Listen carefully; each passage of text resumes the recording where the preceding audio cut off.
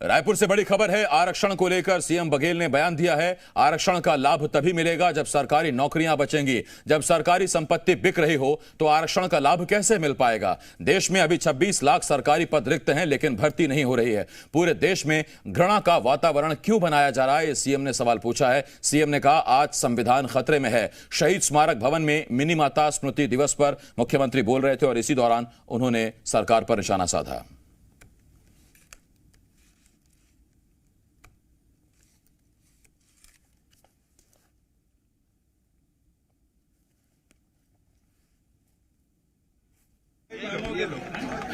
प्रेम का त्योहार, सबको बहुत बहुत बधाई, शुभकामना। आज मिनी माता जी की पुण्यतिथि, जो 52 से लेकर 72 तक के सांसद रही और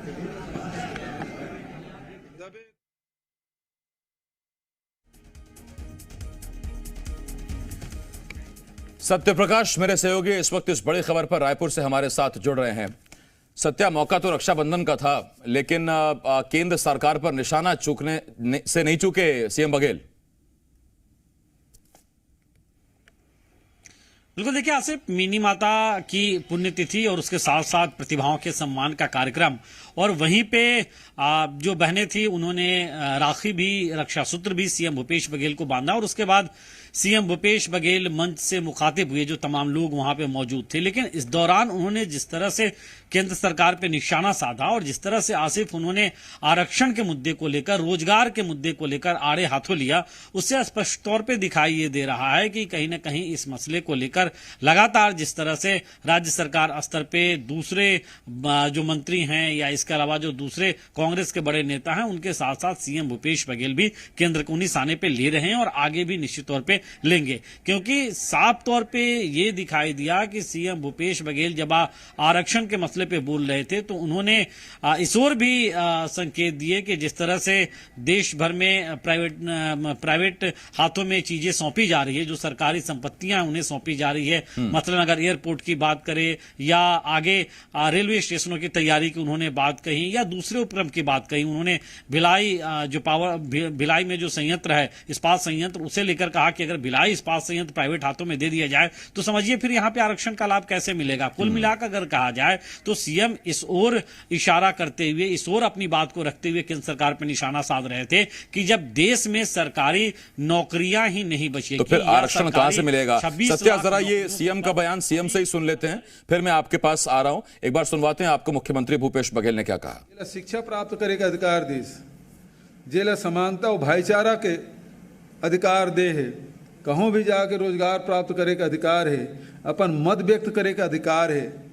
आज वो संविधान प्रदत्त जन अधिकार है वो लोग दूसरा रास्ता से छीने जाते हैं।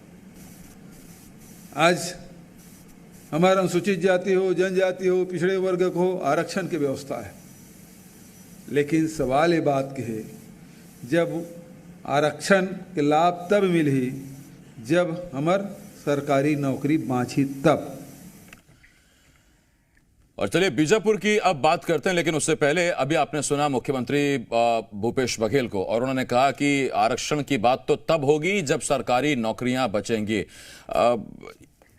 सत्या, एक तरफ जो सीएमआई के आंकड़े आते हैं उसमें छत्तीसगढ़ वो प्रदेश है जहां बेरोजगारी की दर इस वक्त सबसे कम है, 0.6 या 1% से भी कम है। ऐसे मुख्यमंत्री बड़ी मजबूती से इस बात को कह रहे हैं और ये तथ्यों के लिहाज से भी ये चीज उनके समर्थन में चली जाती है और निशाने पर सीधे सीधे बीजेपी और केंद्र सरकार। देखिए आसिफ, इससे इंकार नहीं किया जा सकता कि छत्तीसगढ़ में भी लाखों बेरोजगार हैं, लेकिन इससे भी इंकार नहीं किया जा सकता कि सीएम भूपेश बघेल जो बात रख रहे हैं उसमें दमखम या दमदारी नहीं है। क्योंकि अगर प्राइवेट हाथों में सरकारी संपत्तियां चली जाएंगी तो निश्चित तौर पे वहां पे आरक्षण का लाभ नहीं मिल पाएगा, या सरकारी नौकरियों के सृजन की जो बात होती है, या जिस तरह से सीएम भूपेश बघेल कह रहे हैं कि 26 लाख से ज्यादा सरकारी नौकरियों के पद भरे जाने हैं, लेकिन केंद्र सरकार वो भर नहीं रही है, तो ऐसे में फिर आरक्षण रोस्टर या आरक्षण का पालन कैसे होगा। तो ये निश्चित तौर पे एक वाजिब सवाल जो है वो कहीं ना कहीं वर्तमान परिप्रेक्ष्य में दिखाई देता है आसिफ। बहुत धन्यवाद आपका सत्या। इस तमाम जानकारी के लिए सत्य प्रकाश, जी मीडिया संवाददाता। खबरों में बने रहने के लिए आप हमारे फेसबुक, ट्विटर और इंस्टाग्राम पेज को फॉलो कर सकते हैं। लेटेस्ट अपडेट के लिए आप हमारे यूट्यूब पेज को सब्सक्राइब भी कर सकते हैं और हाँ, बेल आइकन पर क्लिक करना ना भूलें।